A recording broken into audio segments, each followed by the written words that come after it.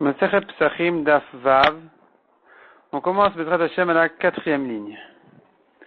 Baumine Merava. Baumine Merava, on a demandé à Rava. Behemat Arnona. Behemat Arnona, c'est une vache, disons, qui est dans un troupeau duquel le roi il vient et il prend ses impôts. Il prend 1 sur 10, on ne sait pas lequel. Et là, se pose la question, est-ce que Chayevet Bebchora ou en Chayevet Bebchora? Si ici, elle donne un nouveau-né, un veau, un premier veau, est-ce que ce premier veau-là, il est considéré comme Bechor, il a la Kedusha d'un Bechor, d'un premier-né, ou pas? Et la question, elle est en fait, elle tourne autour du fait que s'il y a un goy associé, alors il n'y a pas de Kedusha de Bechor, aussi bien sur la mère que sur le veau. Ici, on se demande est-ce que c'est considéré que le goy, le roi, il a, ici il s'agit d'un roi goy donc, est-ce que c'est considéré qu'il a une partie de cet animal et que donc il est pas tour de Bechora? La Gemara rentre plus dans le détail. Si le propriétaire il peut éloigner, il peut rembourser l'impôt avec de l'argent, le kami bayalan de chayav. On n'a pas de question. Ici, il est clair qu'il est chayav parce que c'est considéré vraiment comme son animal. Qui kami bayalan, la question se pose, s'il ne peut pas le retirer, éloigner donc les impôts avec de l'argent. Et donc, on sait que le roi, il va venir, il va prendre d'ici un animal de ce troupeau-là. On ne sait pas c'est lequel maille. Qu'est-ce qu'il en est? Est-ce qu'on dira que donc, il a une partie dans tout ce troupeau-là? Et que s'il est associé, alors il n'y a plus rien qui sera chayav de Bechora, ou non? Amar Leoptura, Rava a répondu, c'est pas tour de Kedushat Bechor, il n'y a pas de Bechor à donner ici. Ve'atanya chayavet, nous avons contre ça une braïta qui dit que c'est chayav. Répond la Gemara Hatam de Matimessalekle, tout simplement. Là-bas, il s'agit d'un cas où il peut se débarrasser du roi en lui donnant de l'argent, il peut l'éloigner d'ici en lui donnant de l'argent, et donc, ici, c'est considéré que le seul propriétaire du troupeau des animaux, c'est le juif, et donc il est chayav. Ikadamra Marava, deuxième version. Behemat Arnona Ptura min Bechora. Il est clair qu'à propos des animaux, c'est pas tour de Bechor, puisqu'il y a le goy qui est associé ici, que tout le monde sait bien, qu'on va lui prendre 1/10 du troupeau, et donc, c'est considéré qu'il y a un goy associé, il est pas tour. Mais Afalgav de Matimessa les clés, même si il peut racheter, disons, ses impôts en argent, puisque, a priori, l'impôt il est sur les animaux, alors c'est considéré que le goy est associé, il est pas tour. Par contre, Issat Arnona Chayevet Bechala, de la pâte de Arnona, donc de la pâte où viendra ici le roi à nouveau, il va prendre ses impôts de cette pâte-là, ça c'est 8 Chayav des prélèvements de Chala. Ve'afalgav de l'Omatimessa avec les, malgré qu'il ne peut pas le retirer en lui donnant de l'argent, il ne veut pas se débarrasser des impôts en donnant de l'argent et en gardant la pâte, il est quand même chayav de chala. C'est considéré comme s'il était le seul propriétaire de la pâte. Maïtama, pour quelle raison? C'est quoi la différence? Bema it la kala, issa let la kala. La bema, tout le monde sait que ici le roi il va venir prendre 1/10, il y a les impôts et tout.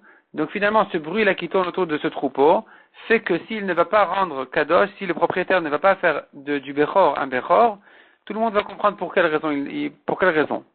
Et donc il n'est pas tour effectivement. Tandis que la pâte, pas tout le monde sait que c'est une pâte sur laquelle sont imposés les impôts. Et donc quand il ne va pas faire ses prélèvements de chala, on ne va pas comprendre pourquoi. L'et la kala, il n'y a pas ici de rumeur, il n'y a pas ici de bruit. Les gens n'expliquent pas, ne comprennent pas pourquoi. Et donc il faudrait faire, oui, le prélèvement de la chala. Tanoura Banan. Nochi shenichnas la chatzero shel Israël. Un goy qui est rentré dans la cour du Israël, du juif, ou bateko beado, en plein Pessah, qui rentre avec sa pâte, avec son pain, en zakouk les verts. Le juif n'a pas besoin de brûler le pain du goy, le pain de la main du goy. Ifkido atzelo zakouk les verts, mais si il lui a confié, le goy a confié au juif, il doit le détruire, il doit le brûler.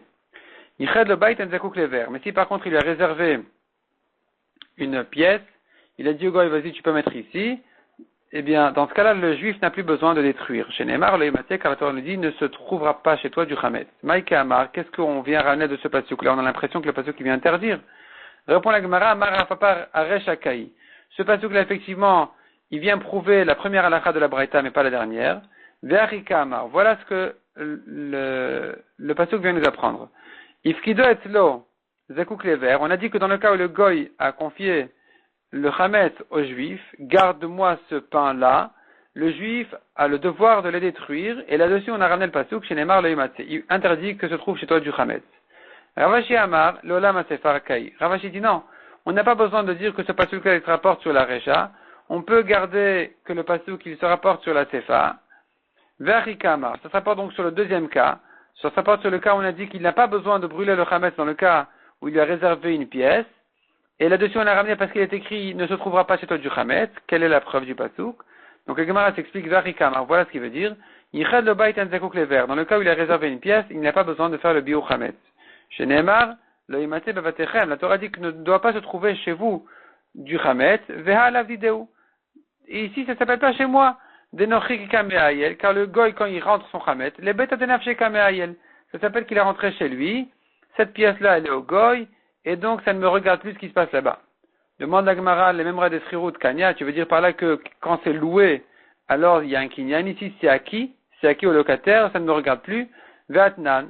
Or nous avons une Mishnah qui dit, Af bemakom shamrou la askir, même là on permet de louer sa maison à un goy, donc en dehors de Rat Israël, lo le bet dira amrou.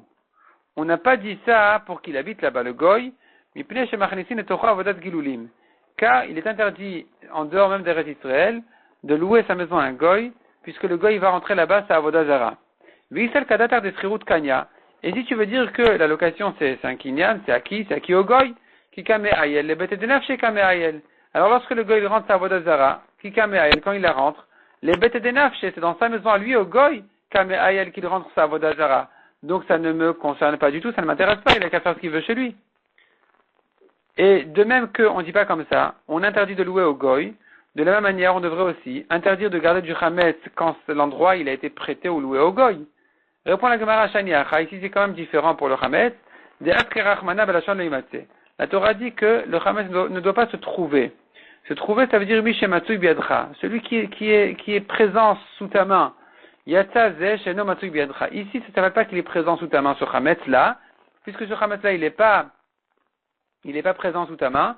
Il est chez le goy, même si c'est pas acquis, c'est pas ça le problème ici. Tant que il n'est pas devant toi, il n'est pas dans un endroit que tu utilises, et que tu peux utiliser parce que tu l'as prêté déjà au goy, eh bien, dorénavant, ça ne te concerne plus, c'est le chametz du goy, dans la pièce du goy, et tu n'as plus besoin de le détruire. Amar Abuda Amara, Bamote chametz deveto biyom tov.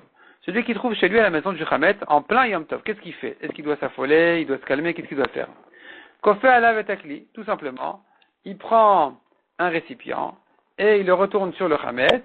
Donc évidemment, il va pas prendre une assiette de Pessah, une casserole de Pessah, il n'a qu'à prendre une bassine et il la met sur ce pain-là, sur ce chametz-là, pour le couvrir pendant Yom Tov, car il est interdit pendant Yom Tov de brûler le chametz. Et de le laisser comme ça aussi, c'est interdit de peur qu'il risque de le manger. Et donc ce qu'il faut faire, c'est le couvrir. Amar Avaim Shel Ekdeshu et Notarich. Si le chametz il est Ekdesh, il est consacré, il a été sanctifié au Beth Amikdash, eh bien, on n'a pas besoin même de le couvrir. Maïtama, pour quelle raison? C'est pas la peine. Mivdal bdilemine. De toute façon, les gens, ils s'en séparent. Ils ont l'habitude de ne pas toucher le Ekdesh. Alors, c'est même pas la peine de le couvrir. Ve'amar abuda amarav. Chemto shel nochi. Le chametz d'un goy, en plein Pessah, qui se trouve chez moi, qu'est-ce que j'en fais? Osel mechita sarat fachim mishum eker. Je le cache derrière une mechita de 10 fachim. Donc je le cache derrière une mechita, une séparation de 10 fachim, pour ne pas qu'on risque pendant Pessah de se tromper et de le manger. Bim shel ekdeshu enotarich, mais si c'est pas le chametz d'un goy, c'est le chametz du ekdesh, c'est pas la peine de le cacher comme ça. Maïtama mivdal bdilem inchemine, car de toute façon les gens ils s'en séparent. Ve'amar abuda amarav, mefaresh ve'ete b'shiara. Celui qui prend son chemin, il va en bateau, il va dans le désert, et donc ils sortent en grand groupe, ils sortent de ville en ville pour traverser les villes, les pays, et donc il sort en chemin, et voilà qu'il a du chametz chez lui à la maison. Kodem shloshim yom en zakuk lever. Si c'est avant les 30 jours de Pessah, d'avant Pessah, il n'a pas besoin de détruire son chametz. Tor shloshim yom, mais si c'est dans les 30 jours d'avant Pessah, zakuk lever, il faut le brûler. Amar Abaye. Est-ce qu'on a dit qu'il faut le brûler dans les 30 jours? Donc si on est déjà dans les 30 jours d'avant Pessah, il faut brûler le chametz avant de partir, Le Hamaran Elashidato Larzor. On nous l'a dit que dans le cas où il a l'intention de revenir chez lui. Avalen Dato Larzor, mais s'il n'a pas l'intention de revenir chez lui, Enzakou Klever, il n'a pas besoin de le détruire. Amar le Rava. Rava n'est pas d'accord du tout avec Abaye. Rava il dit c'est pas vrai. Veidato Larzor, s'il a l'intention de rentrer en plein Pessah. Afilme Rosh Hashanah Nami. Pourquoi est-ce que tu limites à 30 jours? Même s'il est parti à Rosh Hashanah et qu'il sait qu'il va rentrer à Pessah, il est obligé de détruire son Chametz, de manière à ce qu'il ne revienne pas en plein Pessah et il verra chez lui du Chametz. Et il sera ouvert sur Balirae. Et là, Marava, donc Rava dit non. Adamrat Kodam Shlashim Yom, Enzakou Klever, ce qu'on a dit que, avant 30 jours, il n'a pas besoin de brûler, il faut ajouter là-dessus une deuxième condition, le Hamaran et la Shen d'Atolarzor, condition qu'il n'a pas l'intention de revenir Pessah. Aval d'Atolarzor, mais s'il a l'intention de revenir Pessah, alors, à Pessah, alors, à Filim Rosh Hashanah Zakou Klever. Même depuis Rosh Hashanah déjà, il doit brûler son Chametz puisqu'il a l'intention de revenir en plein Pessah. C'est ce que pense Rava. Donc Rava, lui, il pense que pour permettre de laisser le Chametz comme ça, il faut deux conditions. D'abord, qu'il n'ait pas l'intention de revenir à Pessah, et ensuite, qu'on ne soit pas dans les 30 jours d'avant Pessah. Mais s'il me manque une de ces deux conditions-là, il est obligé de brûler. Tandis qu'Abaye, c'est le contraire. Abaye, lui, il dit exactement le contraire. Abaye dit que il faudrait deux conditions pour lui interdire de laisser le Chametz. C'est-à-dire que c'est que dans le cas où on est dans les 30 jours et qu'il a l'intention de revenir à Pessah, c'est que là où je lui dis de le brûler. Mais s'il me manque une de ces deux conditions-là, il n'a pas besoin de le brûler, il peut le laisser tel quel. Ve'azar Rava l'etame. Rava qui est Mahmir ici, il suit son avis d'Amar Rava. Comme ce que Rava dit à propos d'un cas qui ressemble à celui-là. Aose beto otar kodem shloshim yom. Celui qui fait de sa maison une cave, il a rempli de blé. Avant les 30 jours, Enzekou Klever, il n'a pas besoin de brûler le Chametz. Il peut remplir sa maison de blé ou de ce qu'il veut, et il laisse le Chametz en dessous. Le Chametz est considéré comme un Chametz, ce qu'on appelle chez Nafla Lav Mapolet. Il y a une ruine qui est tombée sur le Chametz, et donc il n'est pas très accessible le Chametz, on ne peut pas trop le prendre. Et dans ce cas-là, c'est pas la peine de le brûler. Torch le Shimiam, Zakouk Lever. Mais s'il fait de sa maison une cave dans les 30 jours de Pessah, il doit le brûler avant, il doit enlever tout le Chametz. Vekodem shloshim nami, et même ce qu'on a permis avant les 30 jours de remplir sa maison, d'en faire une cave, alors qu'il a encore du Chametz là-bas, le Hamaran et la Shen d'Atolefanoto. On ne l'a dit qu'à condition qu'il n'a pas l'intention en plein Pessah de vider sa maison. Avad d'Atolefanoto, mais s'il a l'intention de vider sa cave, afilu kodem shloshim yom nami, zakouk lever, même avant les 30 jours, il doit brûler le Chametz parce que finalement, pendant Pessah, il va enlever tout son blé, il va retrouver le Chametz. Bon, son blé, c'est un peu difficile à comprendre, mais c'est-à-dire, il pourrait être Chametz, le blé lui-même. Disons qu'il s'agit d'autre chose. Il va enlever toutes ses pommes de terre, et il va trouver le Chametz en dessous. Donc, c'est pas possible. Donc, ici, on voit encore une fois que Rava pense que pour permettre, il faut deux conditions. D'abord, qu'on soit avant les 30 jours, et ensuite, que ça reste pendant Pessah, que ce soit pas porté de main pendant Pessah. Donc, soit ça reste dans la cave remplie, soit ça reste enterré dans la cave, disons, c'est-à-dire couvert par toutes ces pommes de terre, soit qu'il est sorti, comme on a dit, il est sorti avant les 30 jours, il n'a pas l'intention de revenir pendant Pessah. La question qui se pose ici, c'est d'où viennent ces 30 jours-là? On est en train ici de donner une définition qui serait de dire que dans les 30 jours d'avant Pessah, un homme est responsable de la mitzvah du Pessah. Avant 30 jours, il peut dire non, je ne suis pas ici concerné encore par les mitzvahs de Pessah. Pessah ne se présente pas encore devant moi, donc je n'ai pas besoin de vider ma maison. À partir du moment où je n'ai pas l'intention de revenir chez moi pendant Pessah. Mais dans les 30 jours, il peut plus dire comme ça. Il est déjà responsable de toutes les mitzvahs de Pessah, de ne pas avoir de Chametz sur lui pendant Pessah, aussi bien s'il est là que s'il n'est pas là. Et la question se pose, mais d'où viennent ces 30 jours-là? Qui a parlé de 30 jours? Hanesh Loshim Yom. Mai Avid Tayu. Qu'est-ce qu'ils font ici ces 30 jours-là? D'où ils viennent? Kedeten, la Gemara répond, on voit dans une braïta. Shoalin vedoroshin milchot à Pesach, kodem à Pesach. On pose des shelot de halacha. Et le Rav, il doit enseigner la halachot de halacha, de Pesach. Sur Pesach, kodem à Pesach shloshim yom. Depuis 30 jours avant Pesach. Depuis 30 jours avant Pesach, c'est déjà le temps où il faut se renseigner quelles sont la halachot de Pessah et il faut les enseigner aussi. Rabban Shimon ben Gamliel Omer, j'étais Shabbatot, pas 30 jours avant, mais 2 semaines avant Pessah. Maïta Hamad et Tanakama. Quelle est la raison de Tanakama qui donne 30 jours avant Pessah? On tourne la page.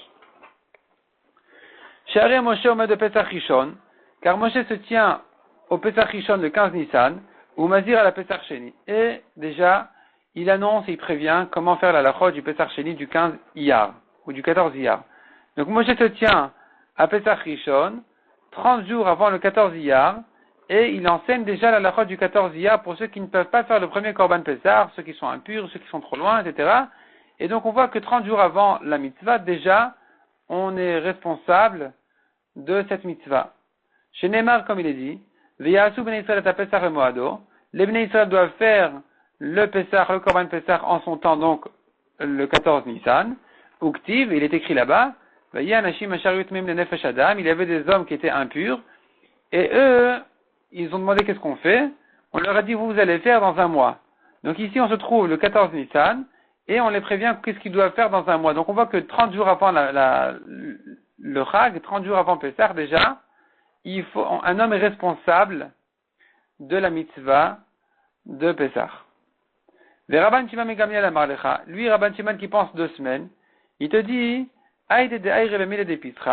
puisque la paracha là-bas, elle commence à traiter la lachot du Pesach, puisqu'on est le 14 Nissan, donc c'est le moment de traiter la lachot du premier Pesach, Masikleo le kol mile de Pisra.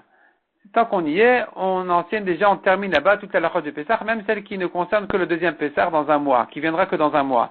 Mais pas parce qu'un homme est responsable déjà un mois avant de connaître la lachot et de faire attention aux mitzvot de Pesach. Donc on n'a pas de preuve d'ici. Maïtamed Rabban Shimon Megamliel. Quelle est la raison de Rabban Shimon qui dit 2 semaines?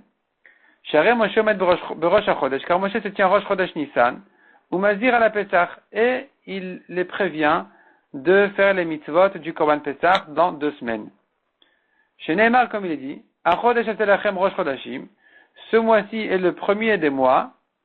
Uktiv, il est écrit là-bas, Deberu el kol adat Israël les morts, parlez à toute l'assemblée d'Israël et dites, ainsi dit Hachem à Moshe et à Aaron, Be'asor la chodesh hazeh, au 10 de ce mois-ci, donc le 10 Nissan, Ve'ikrulem ishte levatavot de Gomer, chaque homme doit prendre un agneau par famille, etc.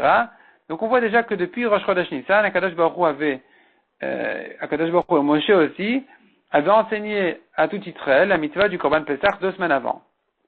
Demande à Gemara, mais où tu as vu qu'il s'agit de Rosh Chodesh Nissan? Qui a dit qu'ils se tiennent Rosh Chodesh Nissan? Dilma, Be'arba, Be'acha, ou Be'chamisha, Be'acha. Peut-être que non, c'était déjà le 4 ou le 5 Nissan. Qui a dit qu'on parle de Rosh Chodesh?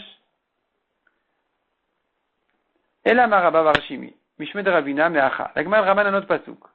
Vaidever Hashem, El Moshe B'midbar Sinai, Bashana Hashenit. Donc Hashem a parlé à Moshe à Midbar Sinai, la 2e année, 1 an après qu'ils sont sortis d'Égypte, Bachodesh Harishon, le premier mois qui est Nissan. Uktiv, et il est écrit là-bas, Veyasu ben Israël Pesach bemoado. Et Israël devront faire donc le Korban Pesach en son temps. Donc il est écrit ici que la mitzvah a été donnée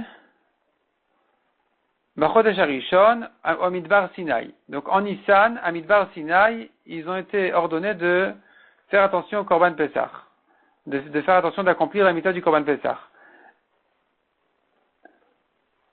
Et ici aussi se pose la question, mais Achanami, ici aussi on demandera, Mimaï de Bereshi Achakai, qui a dit qu'il se tenait le Rosh Chodesh 2 semaines avant, Dilma Barba Beyacha, Obechamisha Beyacha, peut-être que c'était le 4 ou le 5 Nissan. Peut-être que c'était pas Rosh Chodesh, c'était déjà le 4 ou 5. Amar Rav Nachman bar Yitzchak. Rav Nachman bar Yitzchak qui dit non, ici c'est obligé de dire que c'était Rosh Chodesh. Atia Midbar, mi Midbar. On apprend une Xerashava du mot Midbar, qui apparaît 2 fois dans les psukim. Ktivacha be Midbar Sinai. Ici il est écrit à propos de Korban Pesach be Midbar Sinai. Ou Ktivatam, et on trouve ce même mot-là ailleurs. Vaidaber Hashem al Moshe be Midbar Sinai.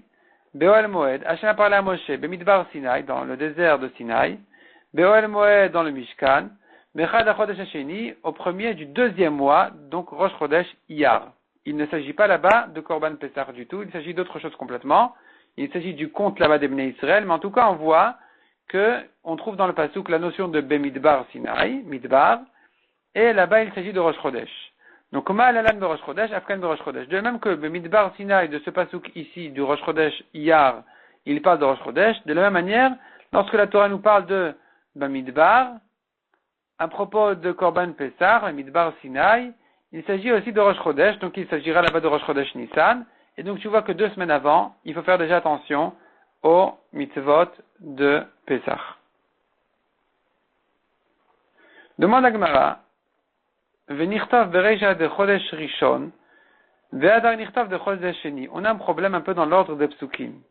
Comment cela se fait-il que dans Parashat Bamidbar, qui est la première paracha du Chumash Bamidbar, du 4e Chumash, la Torah parle de la mitzvah qui a été donnée le premier Iyar de la 2e année. Dans Parashat Ve'alotra, 3 parachiotes plus tard, la Torah nous donne la mitzvah du Korban Pessah qui a été donnée le premier Nissan de la 2e année, donc un mois plus tôt. Pourquoi est-ce que la Torah commence par Rosh Chodesh Iyar et 3 parachiotes plus tard, on trouve Rosh Chodesh Nissan qui s'est passé en fait un mois plus tôt? La question elle est, on reprend dans la Gemara, Venir Tav Beresh, la Torah aurait dû écrire d'abord de Chodesh Rishon, donc Rosh Chodesh Nissan, Ve'adar Nirtav de Chodesh Sheni, et ensuite, après le Korban Pesach, la Torah aurait dû parler de Chodesh Sheni, de Rosh Chodesh Iyar, où la Torah dit de compter les Bnei Israël.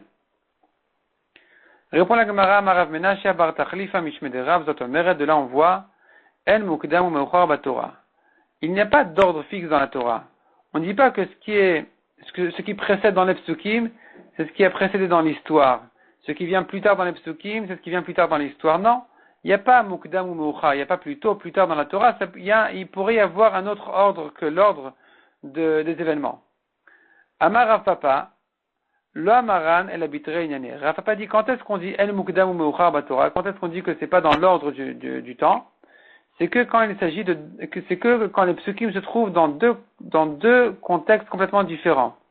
Aval Bechad Inyana, mais quand les deux psukim sont dans le même contexte, là-bas on est obligé de dire que Maïde Mukdam Mukdam ou Maïde Meuchar Meuchar. Ce qui est écrit avant dans les psukim, c'est passé avant, ce qui est écrit plus tard, ça vient plus tard. Il y a un ordre dans la même paracha, dans la même parachia, il doit y avoir un ordre. Deilotemari, car si tu ne dis pas comme ça, alors tu vas perdre complètement la notion des drachot de klal ou prat. Comment on comprend klal ou prat, en baklal et lama sheba prat?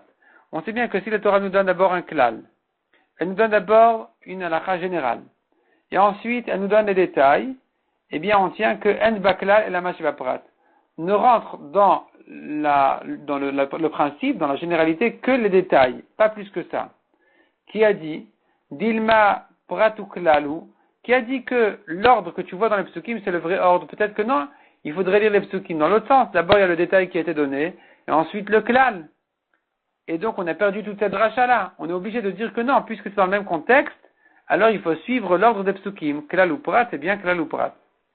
Vetou, deuxièmement.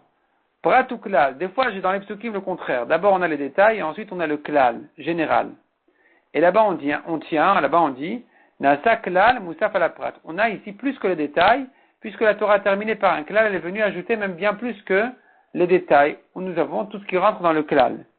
Et à nouveau se posera la question, si tu dis qu'il n'y a pas d'ordre dans la Torah, alors dilma, klal ou pratu, quand tu vois dans les psukim, prat ou klal, détail et ensuite généralité, peut-être c'est le contraire.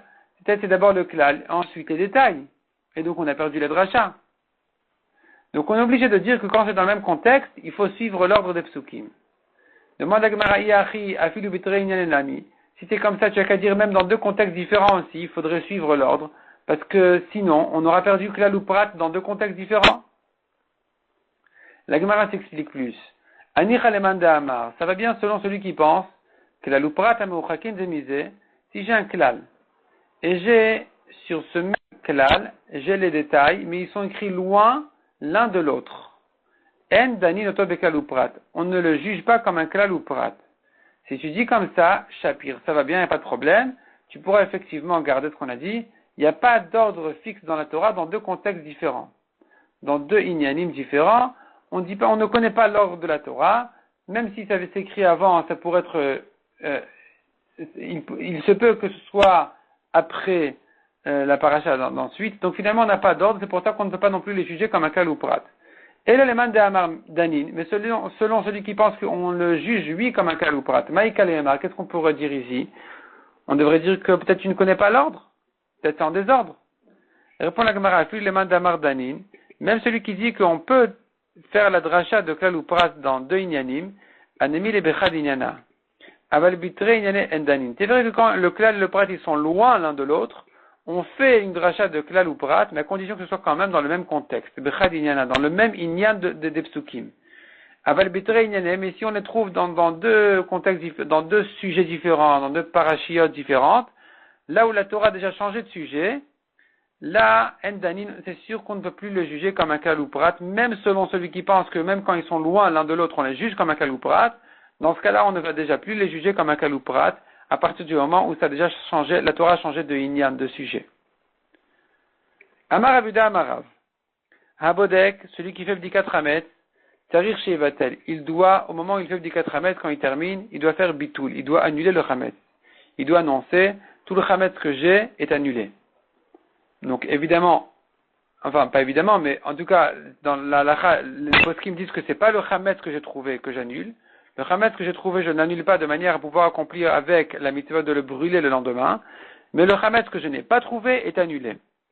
Maïtama, quelle est la raison? C'est quoi le problème ici? Pourquoi est-ce qu'il faudrait annuler le Hametz? Je viens déjà de faire une bdikat Hametz, je me suis bien fatigué, enlever tout le Hametz de la maison. Pourquoi ensuite ce bitoul? Pourquoi on dit le bitoul comme quoi j'annule le Hametz? Inema mishum perurin, si c'est à cause des miettes, alors shivé, elles n'ont aucune importance. Veritema keva de mintarle ou agav bete, si tu veux dire que puisque c'est quand même gardé dans sa maison archivé, alors ça prend de l'importance. Ve'atanya, nous avons une braïta qui ne dit pas comme ça. Une braïta qui dit sofet enim, celui qui a dans son verger, il a dans son champ des figues qui n'ont pas mûri, qui ne vont plus mûrir, ça y est, la saison est passée, il reste des dernières figues qu'il laisse comme ça sur l'arbre. Ou meshamer sadeu mipnei anavim. Cependant, lui, il garde quand même son champ à cause des raisins qui sont encore en bon état, c'est pas encore arrivé l'heure de les récolter. Et donc finalement ici les figues, les mauvaises figues, elles sont gardées, mais il n'a pas l'intention de les garder à elles. Il les garde parce qu'il veut garder les raisins.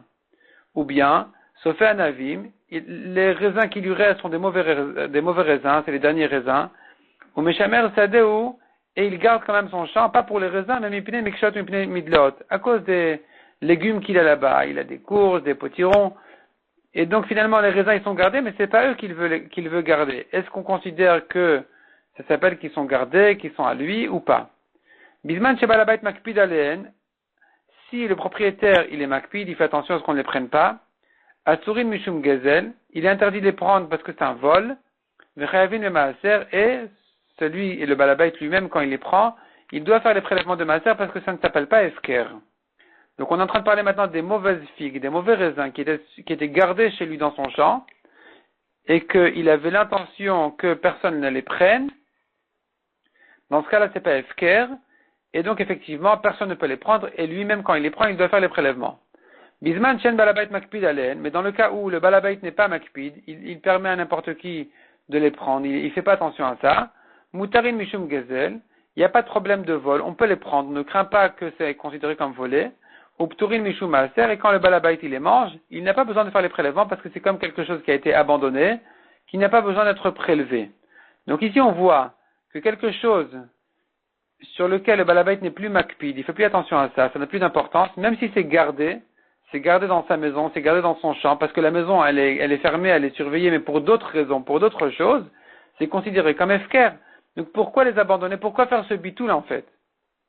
Répond la Gemara Maravak, Zera Shema Imtsa Glus Kayafa, on craint qu'en plein Pessah il risque de trouver un beau gâteau, Vedate il avait, et que pendant un instant il se dit, ah tiens c'est joli, ça c'est sympathique, je suis content d'avoir trouvé ici un beau gâteau, et un instant après il se rappelle, ah non mais c'est Pessah, je ne peux pas le manger.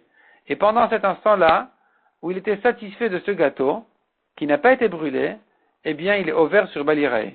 Il transgresse l'interdiction de la Torah d'avoir chez lui du Hametz. Et ce contentement-là, il fait que ce Hametz a pris de la valeur, et puisqu'il a pris de la valeur, alors il s'interdit de la Torah. C'est pour ça qu'il est obligé de l'annuler, de manière à ce que même s'il le trouve pendant Pessah, il craint rien.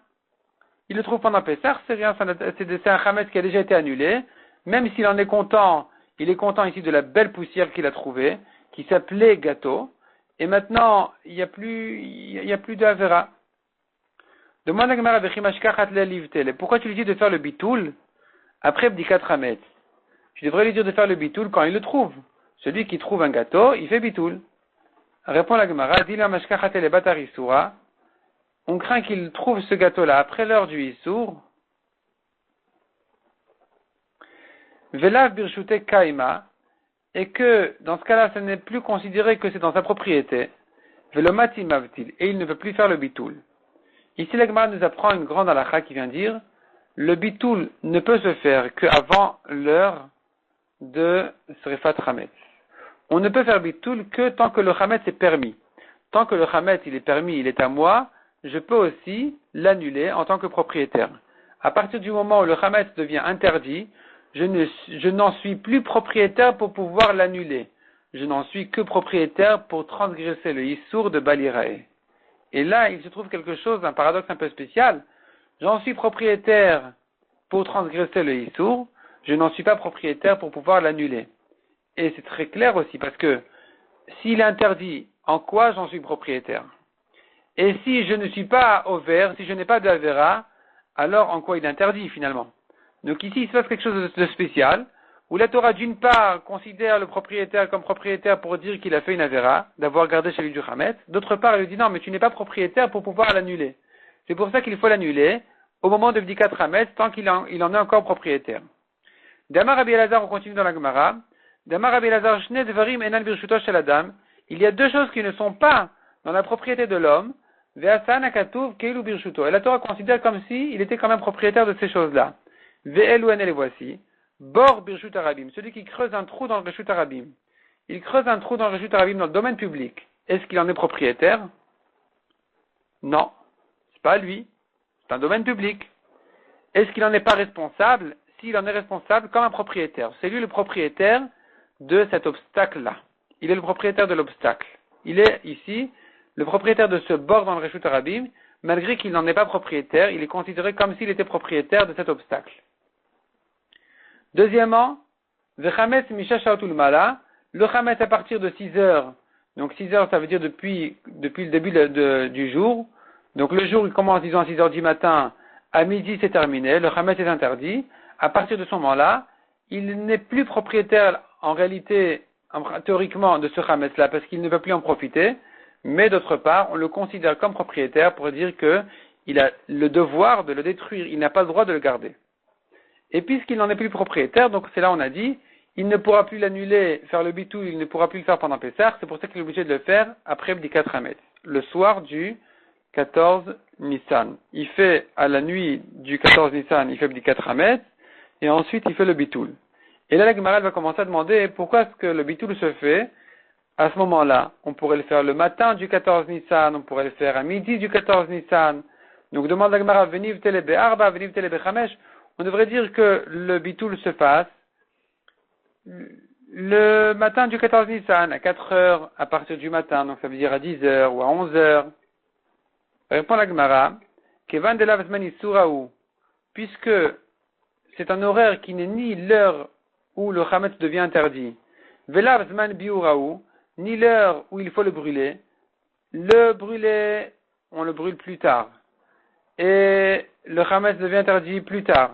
Donc ici, tu me dis, va faire bitoul, Erev Pessah, à 8 heures à 9 heures du matin, à 10 heures du matin. Dilma Pacha Velemevatel, il va pas s'en rappeler du tout. Il n'a pas la tête dans le chametz maintenant. Il a la tête maintenant dans le sioum de Tanit Bechorot, ou autre chose. Et donc, il va pas penser à faire le bitoul. Et puisqu'il va oublier de faire le bitoul, puisqu'il ne s'occupe pas du chametz, c'est pour ça qu'on est obligé de fixer le bitoul à un moment où de toute façon il est occupé avec le chametz, comme par exemple Bdikat Hametz. Il fait Bdikat Hametz, il termine de chercher le chametz dans toute sa maison, et à ce moment-là il fait le bitoul. La Gemara ensuite va demander pour quelle raison il ne peut pas faire le bitoul au moment où il le brûle. Au moment où il le brûle, à partir du moment où il est déjà le chametz devient interdit et qu'il le brûle, là on devrait dire qu'il fasse le bitoul.